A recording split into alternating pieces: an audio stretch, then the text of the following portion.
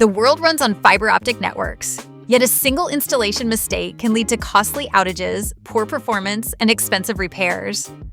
With over 1.3 billion premises connected by fiber broadband globally, the demand for reliable, high-speed connectivity has never been greater.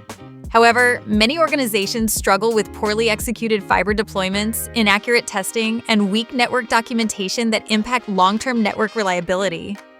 These challenges often stem from a shortage of professionals with hands-on expertise in fiber design, splicing, testing, and troubleshooting. Without the right skills, even advanced infrastructure projects can face delays and performance issues. The Fiber Optic Cable Network Engineering course provides a practical solution by teaching participants how to design, install, test, and maintain fiber networks to industry standards.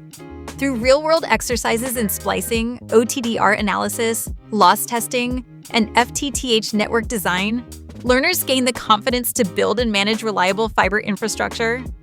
As broadband networks continue expanding worldwide, skilled fiber engineers are becoming more valuable than ever. Enroll today and develop the expertise needed to support the next generation of high-speed connectivity